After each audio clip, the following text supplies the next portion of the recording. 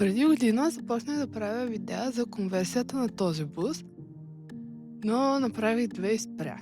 Спрях, защото стигнах до момент в конверсията, в който не знаех как да продължа. Добрата новина е, че не се отказах и завърших буса. Днес ще ви покажа целият процес по конверсията, както и крайният резултат.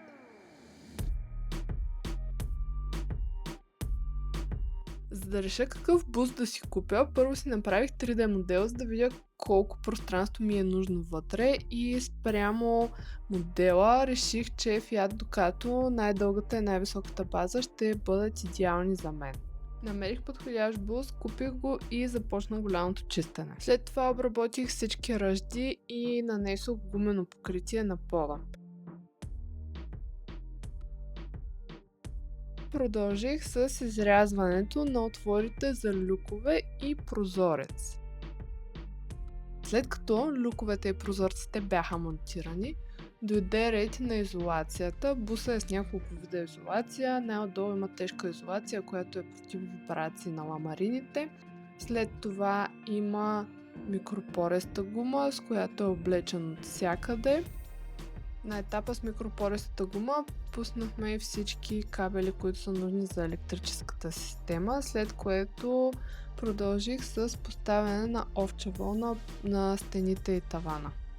Подът е изолиран с 5 см фибран и подложка за винил, тъй като подовата настилка в буса е винил. Въпреки че е тежка, е изключително практична, ако се влиза с мокри обувки или лапички в кемпера. След като цялата изолация си е вече на мястото, всички кабели са пуснати, дойде време всъщност да се затворят стените и таваните с шперплат.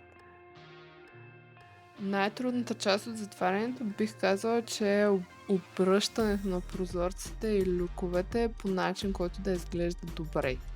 От тук нататък работата ставаше само все по-трудна. Продължихме с водната система, която беше сравнително бърза, като изключим резервуара за мръсна вода, който е долу под буса.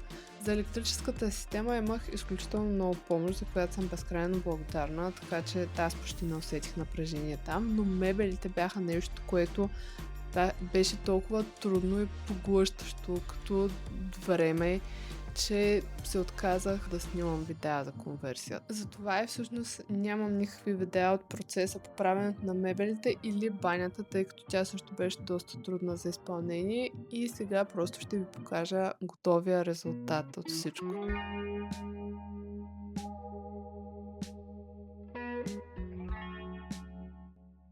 Най-важното за мен беше бусът да е комфортен и функционален, за да мога да прекарвам дълго време в него. Има прибираща се маса, която да не заема място, когато не се ползва, както и голяма мивка, в която лесно могат да се мият съдове.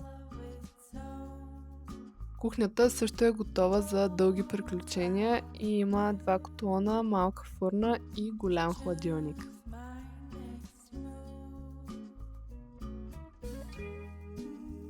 За да са топли и уютни също и зимните ни приключения, тук съм скрила един JP Heater комби на дизел, който е и бойлер и печка. И като стана въпрос за комфорт, леглото се разгъва и става с размер 2 метра на 1,86 м. Целият бус има множество места за съхранение на багаж, буквално навсякъде. Бусчето има и баня с душ и малка химическа тоалетна. Това е моя кемпер. Ако имаш някакви въпроси, може да ми пишеш в коментарите. Аз ще оставя повече информация в описанието на видеото и не забравяй да се абонираш за канала, защото съвсем скоро започват приключенията.